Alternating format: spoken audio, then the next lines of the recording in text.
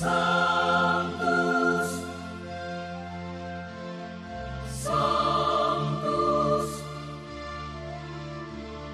Sanctus Dominus Deus Sabaoth. Salam jumpa kembali saudara-saudariku yang terkasih dalam Tuhan kita Yesus Kristus. Salam sejahtera untuk kita semua. Berkat Allah yang Maha Kuasa senantiasa menyertai kita. Hari Kamis tanggal 17 April tahun 2025 adalah hari Kamis dalam Pekan Suci, Hari Kamis Putih. Marilah kita mendengarkan dan merenungkan bacaan-bacaan kitab suci. Dalam nama Bapa dan Putra dan Roh Kudus. Amin. Bacaan pertama dari kitab Keluaran bab 12 ayat 1 sampai 8 dilanjutkan dengan ayat 11 sampai 14. Pada waktu itu, berfirmanlah Tuhan kepada Musa dan Harun di tanah Mesir. Bulan ini akan menjadi permulaan segala bulan bagimu, bulan yang pertama bagimu tiap-tiap tahun. Katakanlah kepada segenap umat Israel, pada tanggal 10 bulan ini, hendaklah diambil seekor anak domba oleh masing-masing menurut kaum keluarga, seekor anak domba untuk tiap rumah tangga. Tetapi jika rumah tangga itu terlalu sedikit jumlah anggotanya untuk menghabiskan seekor anak domba, maka hendaklah ia bersama dengan tetangga yang terdekat mengambil seekor menurut jumlah jiwa. Tentang anak domba itu, kamu harus membuat perkiraan menurut keperluan tiap-tiap orang. Anak domba itu harus jantan, tidak bercacat, dan harus berumur 1 tahun. Kamu boleh mengambil domba, boleh kambing. Anak domba itu harus kamu kurung sampai tanggal 14 bulan ini. Lalu seluruh umat Israel yang berkumpul harus menyembelihnya pada senja hari. Darahnya harus diambil sedikit dan dioleskan pada kedua tiang pintu dan ambang atas dari rumah tempat orang-orang makan anak domba itu. Pada malam itu juga, mereka harus memakan dagingnya yang dipanggang. Daging panggang itu harus mereka makan dengan roti yang tidak beragi dan sayur pahit. Beginilah kamu harus memakannya. Pinggangmu berikat, kaki berkasut, dan dengan tongkat di tanganmu. Hendaknya kamu memakannya dengan cepat-cepat. Itulah Paskah bagi Tuhan. Sebab pada malam ini aku akan menjelajahi negeri Mesir dan membunuh semua anak sulung, baik anak sulung manusia maupun anak sulung hewan, dan semua dewata Mesir akan kujatuhi hukuman.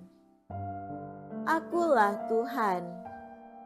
Adapun darah domba itu menjadi tanda bagimu pada rumah-rumah tempat kamu tinggal. Apabila aku melihat darah itu, maka aku akan melewati kamu. Jadi, tidak akan ada tulah kemusnahan di tengah-tengah kamu pada saat aku menghukum negeri Mesir. Hari ini harus menjadi hari peringatan bagimu dan harus kamu rayakan sebagai hari raya bagi Tuhan turun-temurun. Demikianlah sabda Tuhan.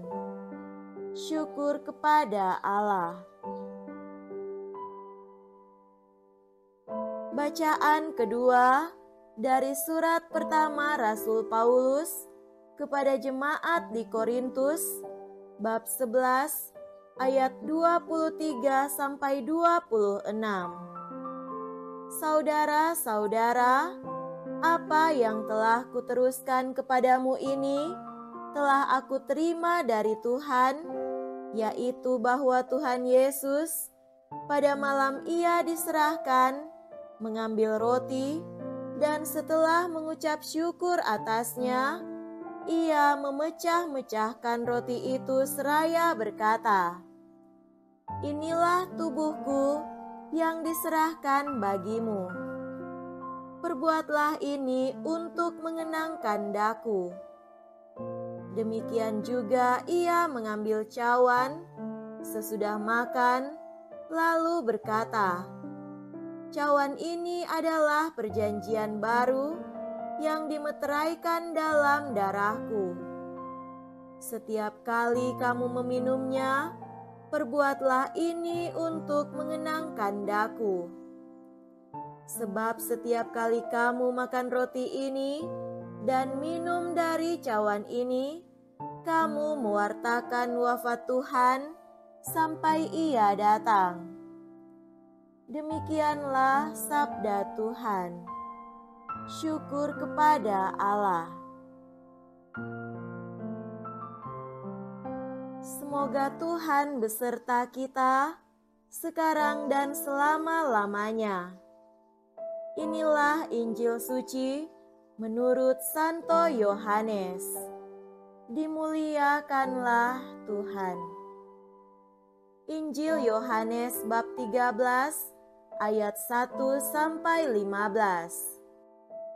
Sebelum hari raya Paskah mulai, Yesus telah tahu bahwa saatnya sudah tiba untuk pergi dari dunia ini kepada Bapa. Sebagaimana Ia senantiasa mengasihi murid-muridnya, demikianlah sekarang Ia mengasihi mereka sampai saat terakhir.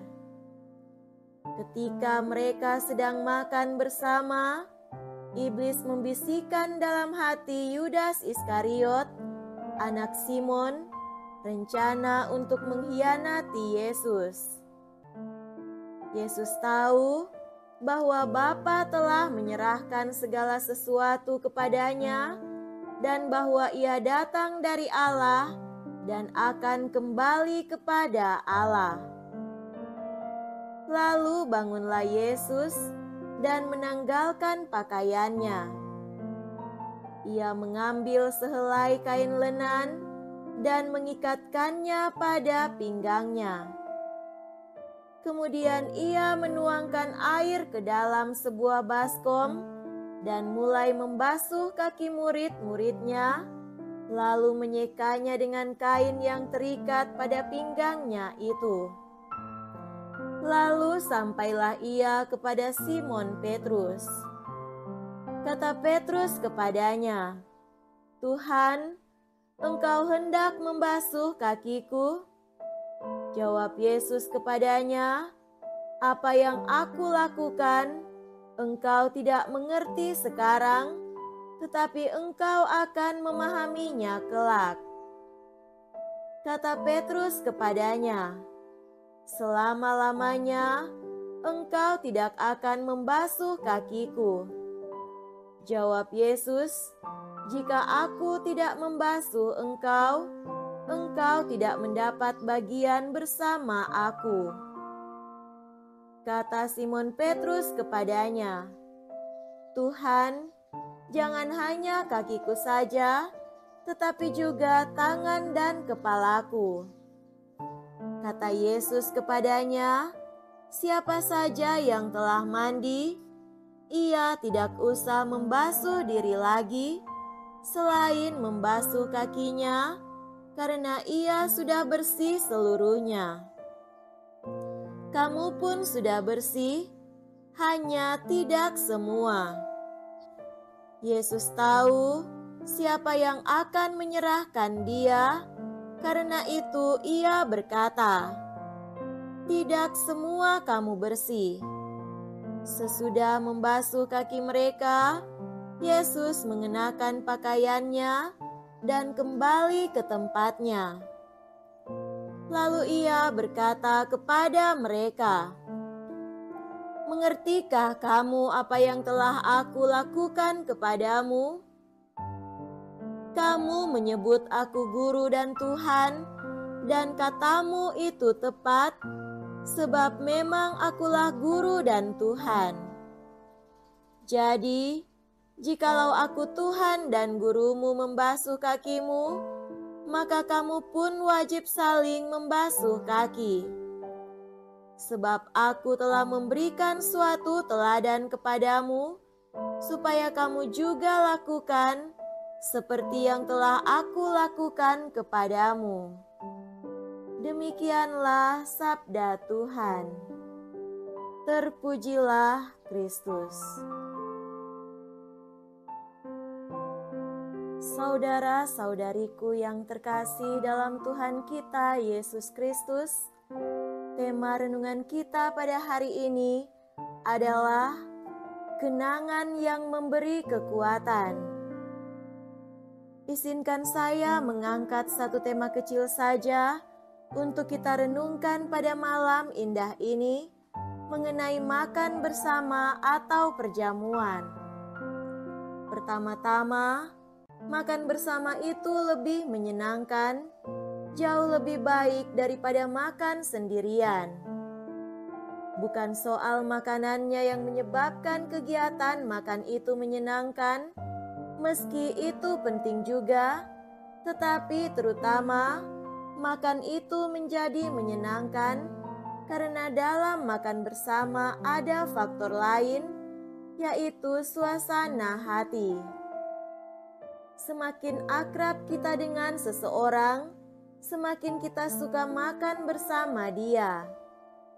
Nah, itu bisa siapa saja, keluarga, kekasih, adik, teman akrab, dan seterusnya.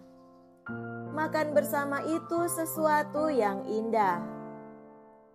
Saudara-saudari terkasih, pada malam Kamis Putih, Yesus meneguhkan tradisi makan ini. Bersama para rasul, ia tidak hanya mengenangkan peristiwa keselamatan bangsa Israel di Mesir, tetapi juga memperbarui dengan sebuah peristiwa Paskah yang baru. Yesus menjadi tuan rumah dan sekaligus pelayan perjamuan baru ini. Dorongannya adalah kasih yang merangkul jati diri setiap rasul yang diundangnya. Kasih Yesus itu merangkul setiap orang, bahkan sampai kerapuhan mereka yang sebentar lagi akan diguncang karena peristiwa salib. Injil mulai dengan lukisan hati Yesus. Ia tahu bahwa saatnya sudah tiba untuk dia kembali ke Bapanya dan bahwa ia mengasihi murid-muridnya. Injil bahkan menekankan sebuah frase yang menekankan betapa hidupnya dikasihi oleh Yesus, yaitu dengan mengatakan ia mengasihi mereka bahkan sampai pada kesudahannya. Ia tahu bahwa para muridnya sementara tidak baik-baik saja. Iblis sudah mulai menggerogoti komunitasnya. Dunia juga sementara mengancam persekutuannya. Bagi Yesus, makan bersama yang biasa tidak akan cukup untuk mempertahankan kumpulan para muridnya ini. Mereka harus mengisinya dengan sesuatu yang lain, tanda kasih yang lebih kuat, yang berasal dari dirinya dan yang akan diingat oleh para murid selamanya. Itulah perjamuan Ekaristi yang akan berdaya melampaui semua peristiwa duka. Maka Yesus mengangkat roti sebagai tanda penyerahan dirinya. Demikian pula sesudah perjamuan, Yesus mengangkat piala, lambang darahnya sendiri. Maka digenapilah apa yang dikatakannya, tidak ada kasih yang lebih besar daripada kasih seorang yang menyerahkan nyawanya bagi sahabat-sahabatnya. Penyerahan itu telah dimulai pada perjamuan malam ini, sebab bukan hanya roti dan anggur yang dihidangkan Yesus, tetapi sungguh-sungguh dirinya seutuhnya, tubuh dan darahnya. Itulah yang akan menjadi isi sekaligus identitas pergumulan para murid, yaitu bahwa mereka dikasihi oleh Allah, bahkan sampai Putra Allah menyerahkan diri menjadi makanan kehidupan. Perbuatlah ini sebagai kenangan akan daku. Tetapi agar tindakan itu tidak hanya sekedar dikenangkan dengan pikiran, Yesus mengadakan juga tindakan pembasuhan kaki seperti yang diceritakan Injil Yohanes. Kasih Yesus tidak hanya akan menguatkan persekutuan secara internal, tapi juga akan membangkitkan perbuatan kasih dalam kalangan murid-muridnya. Kalau aku guru dan Tuhan melakukannya, maka kamu pun wajib melakukannya. Jelas sekali, kasih dari Tuhan dan kasih yang dilakukan akan menjadi tanda khas orang beriman. Semua itu ada dalam perjamuan Ekaristi yang kita rayakan. Saudara-saudari terkasih, malam ini adalah malam yang sangat istimewa. Kita diajak merasakan lagi warisan luar biasa dari Tuhan yang menjadi sumber kekuatan kita. Pertama, dalam setiap perjamuan kita merasakan kasih Tuhan yang menyatukan. Perjamuan merangkul berbagai jenis karakter kita masing-masing, yang keras, sombong, pemalu, dan lain sebagainya disatukan dalam kasih Tuhan. Kedua, perjamuan membersihkan dosa, bahkan dosa yang tersembunyi. Kasih itu menembus sampai ke bawah kaki kita. Orang yang jujur akan mengerti betapa tidak layaknya kita menerima kasih yang begitu agung itu. Tetapi toh Tuhan mau datang menyentuh kita. Tidak ada sikap yang lebih pantas daripada rendah hati dan berterima kasih. Ketiga, dalam perjamuan itu, Tuhan seolah-olah menantang pertobatan kita, karena setelah kita mengalami kasih-Nya, kita diminta menyatakan kasih itu dalam hidup.